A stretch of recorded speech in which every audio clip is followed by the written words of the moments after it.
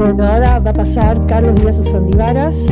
Creo que todos los que alguna vez o se han preocupado por el tema de la alienación parental han escuchado hablar de Carlos.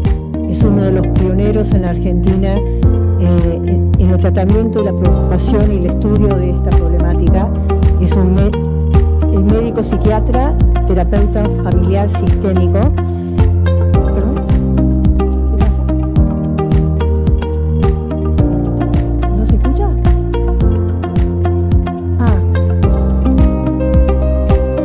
Perdón. Carlos es médico psiquiatra, terapeuta familiar sistémico, tiene un magíster en familia y matrimonio de la Universidad de Navarra, es fundador del Instituto de la Familia y me ha prometido que va a tratar de mantenerse en el tiempo alocado, ¿no es cierto, Carlos? Pero quizá le damos un changüí, salvo que haya un operativo clamor en contrario.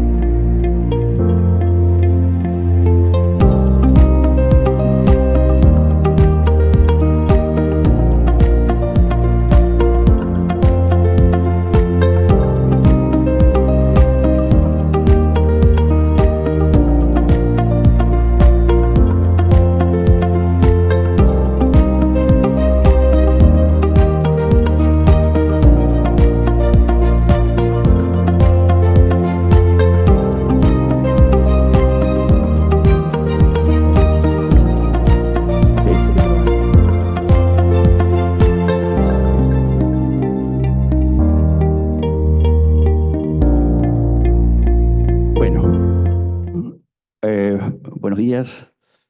Celebro que me hayan invitado a participar de este congreso y celebro la existencia de este congreso que hasta ahora está de alguna manera sentando un precedente formidable con respecto a este tema tan discutido y tan maltratado. Yo voy a hablar sobre la alienación parental como abuso parentofilial por violencia y maltrato sobre el niño. Esto surge un poco porque la opinión general suele ser la de tener cierta reserva o cierta preocupación, hasta a veces cierta compasión por el progenitor alienado, que es naturalmente el que se queja, el que protesta, el que emprende alguna acción judicial, y que el niño sufre en silencio primero y después adopta una actitud activa, beligerante contra ese progenitor, enmascara un poco su verdadero sufrimiento. Y yo creo que la alienación parental es mucho más grave para el niño que para el progenitor alienado. Si bien, por supuesto, que el progenitor alienado sufre muchísimo, pero después voy a tratar de establecer cuáles podrían ser las diferencias. Vamos a hablar rápidamente sobre alienación parental, que sería un proceso interaccional y constructivista.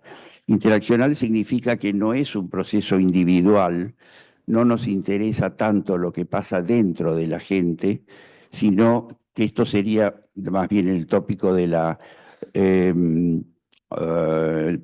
terapia o de la psicología individual, sino lo que pasa entre la gente. Y entre la gente implica que necesariamente tenemos que hablar de más de un individuo en la unidad de ejecución. En este caso son por lo menos tres, padre, madre e hijo, que constituyen un sistema, que es el sistema familiar, y que esta es la gran diferencia entre la concepción actual de alienación parental y la concepción todavía individual de hace unos cuantos años de Richard Gardner, que era un psicoanalista individual psicoanalista de niños, y que veía a su paciente como el niño, y por eso describió el síndrome de alienación parental, que era ese cuadro que él describe al niño. El otro, perdón, la otra característica es que es constructivista, vale decir que implica que debemos entender y aceptar que la función cognitiva está fuertemente influenciada por otros factores subjetivos que la distorsionan y que obviamente esto va a tener una fuerte influencia. Esto afecta a familias divorciadas e intactas. Quiero aclarar que yo utilizo, para bien o para mal, el término divorcio no en su concepción jurídica, sino en una concepción un poco más vulgar, más general, referida a cualquier separación. Reconozco que no es correcto si nos aferramos a lo jurídico, pero es un hábito que he tomado un poco de la literatura profesional americana, que lo usa de esa manera y que, digamos, no es por hacerme el americano, sino porque directamente me he mal acostumbrado a eso. Y usaré el término divorciadas para cualquier pareja que esté separada, cualquier pareja que tenga alguna historia y que sea separado. Y familias intactas. ¿Esto qué quiere decir? Que también podemos entender la alienación parental en algunas familias que no están separadas visiblemente, es decir, que no han dejado de convivir. Hay parejas que están separadas, emocionalmente divorciadas, a veces muy conflictuadas y que siguen conviviendo lamentablemente, lo cual es mucho peor que estar separados. Y esto sucede en algunas de ellas. Y que están conflictuadas por graves heridas narcisísticas. Se apoya casi siempre en el uso o abuso malicioso de recursos judiciales, de lo cual acá muchos de mis que me precedieron han hablado extensiva y maravillosamente, con claras manifestaciones de intervención del otro progenitor tendientes a influenciar negativamente al niño o activando maliciosamente la sobredimensión de alguna imperfección parental. No caigamos en el error de creer que el progenitor alienado es perfecto, ni que deba serlo, ni que pretendamos que lo sea. Todos los progenitores tenemos algunas imperfecciones. Y ese progenitor que ahora se lo denuncia, se lo acusa y demás, ya era imperfecto cuando fue elegido como cónyuge o como pareja. Y de buenas a primeras se ha convertido ahora en alguien que es abominable y que es sujeto de toda clase de denuncias. Justificando con alguna denuncia grave la restricción o impedimento del contacto que sabotea o obstruye así el régimen de comunicación o visitas. Y esto creo que es lo importante, impidiendo la rectificación cognitiva de la distorsión intrapsíquica inducida. ¿Qué quiero decir con esto? Evidentemente, el objetivo del progenitor alienador es sacar del medio al progenitor alienado. Pero para lograr eso, primero hay que lograr sacar la representación intrapsíquica que tiene el niño de ese progenitor. Y para eso es fundamental que evite el contacto que de alguna manera tiende a oponerse o a disuadir al niño de toda la prédica en contra de ese progenitor. El episodio sería más o menos una mamá o un papá que le habla mal al niño de su otro progenitor antes de que el niño tenga contacto con él. Y cuando el niño tiene contacto con él o ella, lo que sucede es que el niño se encuentra con que el papá o la mamá con quien está en ese momento contactándose no es lo que le dijeron que era. Y entonces puede venir y decirle a la mamá, mira, vos me dijiste que papá no era bueno o que mamá no era buena, y bueno, conmigo estuvo muy bien, a mí me parece que me quiere, que es distinto, que bueno. Es decir, que esta es una situación que justifica para el alienador que hay que sacar del medio el contacto del niño con el progenitor. Y para los intereses del alienado hay que tratar de mantener ese contacto a cualquier costo. Obviamente cualquier costo tiene su límite, pero creo que esto es fundamental. Y esta es una de las cosas que hay que discutir seriamente en los juzgados. El niño puede mostrar los 8 síntomas típicos del SAP. Digo SAP en este caso porque son las descripciones que hizo Gardner, que las voy a leer rápidamente porque creo que son requete conocidas por todos ustedes. La campaña de denigración, las débiles, frívolas y absurdas racionalizaciones para el desprecio, la pérdida de ambivalencia, la crueldad hacia el progenitor alienado sin remordimiento ni culpa. Acá les quiero aclarar otro hábito, bueno o malo, no sé todavía bien, que es utilizar una abreviatura para alienado y alienado. Es decir, es la primera y la última letra de alienado, AO, y entonces queda como PAO, y AR como PAR, es decir, alienado y alienador. Eso lo van a encontrar en el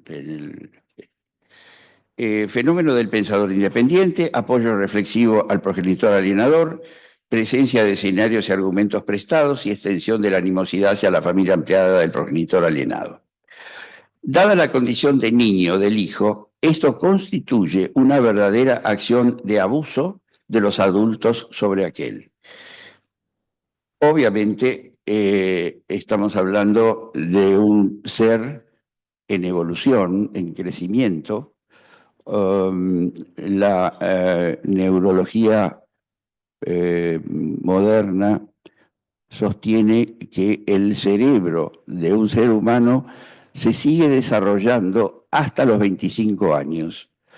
De manera que lo que puede pasar en un niño y aún en alguien que jurídicamente es considerado ya adulto en sus primeros años, es sensible a el estrés tremendo y violento que suelen generar algunas alienaciones parentales.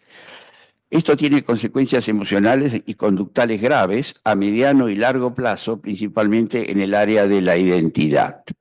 Evidentemente, cuando un niño termina convencido a través de la prédica del alienador, a través de las falsas memorias, a través de una cantidad de experiencias a las que se lo somete, de que es hijo de un perverso o de un delincuente o de un personaje maldito, no puede menos que pensar aquello de que de tal palo tal astilla, y si mi papá o mi mamá tiene estas características, yo no debo ser muy bueno, que digamos. Es decir, yo no tengo muchas diferencias con él o con ella. Recuerdo algo obvio, el peor insulto que se le puede dar en nuestra cultura a un ser humano es decirle hijo de puta, lo cual claramente significa que, bueno, si mi mamá es puta, yo algo debo tener de malo. ¿Mm? Por algo nos resulta un insulto grave. Esto entonces obviamente afecta la identidad de ese ser humano. A nivel intrapsíquico, el daño al patrimonio yoico del niño es importante. Es el patrimonio yoico que constituye su representación interna del progenitor alienado. La destrucción del apego, que es esta representación interna, y la conversión, es decir, cuando hablamos de apego, la metáfora que se utiliza es la de la función primordialmente aseguradora que tiene el apego, que es este vínculo con los progenitores.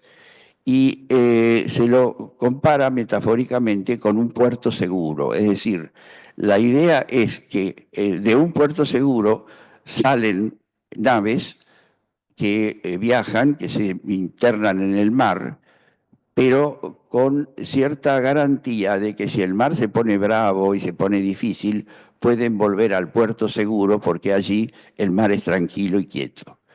Entonces, acá lo que termina sucediendo con respecto al el apego es que el niño se va a enfrentar no con un puerto seguro, sino con un puerto minado, porque el puerto seguro que representaba el alienado se perdió.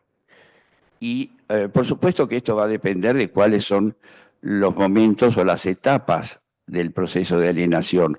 El niño no está igual en un principio, en un intermedio o en un final. Pero de todas maneras, si estamos haciendo este tipo de consideraciones, vamos más bien hacia la situación ya franca y manifiesta.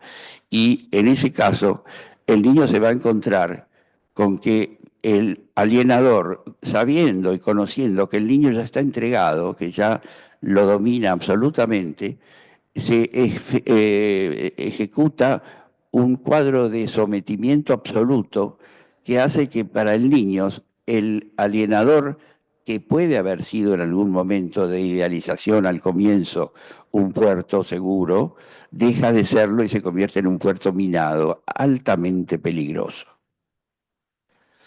A nivel relacional, la pérdida del vínculo, es decir, se genera la pérdida del vínculo de todo el linaje parental excluido, con las consecuencias propias de esa carencia. Acá caen abuelos, primos, tíos, etcétera, etcétera. Que se genera un grave trastorno estructural. Este está mal, tiene un error de diseño, así que lo voy a pasar rápido, pero el grave trastorno estructural que se genera es la coalición intergeneracional, que es la unidad patógena, según la psicología relacional, la unidad básica, digamos, patógena, que es una alianza entre dos miembros de diferente nivel de subsistema y por lo tanto de poder de decisión contra un tercero. Y en este caso va a ser la alianza del niño con el padre en contra de la madre y o en el caso, este sería de la alienación de madre, y a la inversa, la alianza del niño con la madre en contra del padre en la alienación de padre. Las consecuencias de la alienación parental severa para el niño por el tipo de acción. Hay que tener en cuenta que el vínculo que tiene el niño con el progenitor es un vínculo importantísimo, es un vínculo natural, biológico. Es decir, esto lo podemos ver en las distintas especies animales, esa cosa que aferra a los hijos, a los pichones de pájaros, a sus progenitores o a cualquier otro animal, digamos, y que por lo tanto no es tan fácil de extirpar. Es decir, para extirpar el vínculo que un niño tiene con un progenitor, hay que hacer una verdadera carnicería emocional. Es decir, hay que tener una acción destructiva importante que daña el yo de ese niño. El daño, por un lado, es a la imagen intrapsíquica de uno de sus progenitores. Es decir, lo que en la psicología profunda se denomina el objeto interno. A malograr, obstaculizar o interrumpir el vínculo real con ese progenitor. Es decir, el progenitor tiene dos aspectos. Uno real, objetivo, que es el papá o mamá que está allí y que no puedo ver, no puedo contactar, y la representación intrapsíquica. Esto crea un déficit en la identidad y una pérdida de la autoestima. Los efectos a largo plazo, siempre supimos o sospechamos o vimos que había consecuencias en los adultos que de niños habían sido objeto de alienación parental. Pero disponemos ahora de una investigación muy seria que hizo Amy Baxter, una psicóloga de Nueva York, que hizo una evaluación bastante numerosa de personas adultas que habían sufrido alienación parental en su infancia y las comparó con personas que no habían sufrido esa alienación. Y encontró que había enormes diferencias en estos 6 factores, que era baja autoestima, depresión, problemas con alcohol y drogas, falta de confianza, alienación parental de los propios hijos y mayor incidencia de divorcio o algo así como discapacidad conyugal. Esto es importante porque es un dato objetivo y de mucho mayor credibilidad. Esto lo voy a pasar rápido.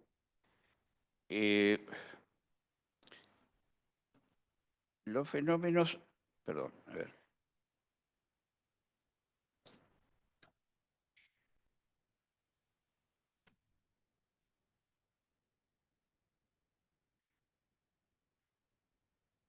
La característica del trabajo del alienador empieza con lo que denominamos lavado y programación. Esto ya viene de Gardner y el lavado tiene que ver con una técnica que instaló Mao Zedong en la Revolución China, en la cual él sometía a una serie de maniobras psicológicas a los prisioneros o a las personas que tenía de alguna manera detenidas para borrarles sus creencias opuestas a las que él sostenía y poder entonces, con ese vaciamiento, imponerle o rellenarlo con su propia ideología. Esto es muy similar en la alienación parental, en la que hay que vaciar la representación que tiene el niño del papá o la mamá alienados para reemplazarlo por alguna otra, o la del mismo papá o mamá con características diabólicas, o en otras situaciones, cuando hay un robo de la identidad filiatoria, en la nueva pareja de papá o mamá. Esto entonces, la representación interna que tiene el niño del progenitor alienado es el objeto interno que ha construido internalizando su relación real con el progenitor. La persona real del progenitor alienado tiene una representación u objeto interno en el yo del niño, la que es propia de éste. Acá se da una equivocación. Muchas veces creemos que atacar al progenitor alienado es realmente atacarlo a él y no nos damos cuenta que estamos, sí, atacándolo a él, pero mucho más al niño y además a alguien que es mucho más vulnerable que el progenitor atacado. Entonces, es parte de su patrimonio del niño que está siendo así atacado y ese ataque es al niño, no a quien es representado. Esto se ve muy bien en un film que se llama Instructions Not Included, de un autor que se llama Eugenio Derbez. El film no tiene ningún valor cinematográfico, pero es interesante por la siguiente razón. Es la historia de una pareja circunstancial que concibe accidental e involuntariamente a una niña a quien la madre entrega con unos pocos meses al padre, alegando imposibilidad de criarla. Él, desesperado primero, pero haciendo lo posible después, la cría ocultándole el abandono de su madre mediante una falsa historia. Se vale para ello de cartas atribuidas a ella que él mismo escribe, en que aquella se excusa por no verla, dadas sus importantes y filantrópicas ocupaciones. El film nos muestra a una madre real, abandónica, que no merece una buena calificación, y a una madre como representación interna de la niña construida por el padre, a quien él amorosamente trata de enaltecer con su falsa historia, que es propia de la hija, no de su madre. Más allá de una maniobra no recomendable, esta comedia ilustra el concepto de dos madres, dos pertenencias distintas, una poco merecedora de elogios pero real, y otra que es, aún falsamente, objeto de enaltecimiento porque es patrimonio de la niña a quien el padre trata de no desilusionar y desengañar. Algo así como la inversa de la alienación parental.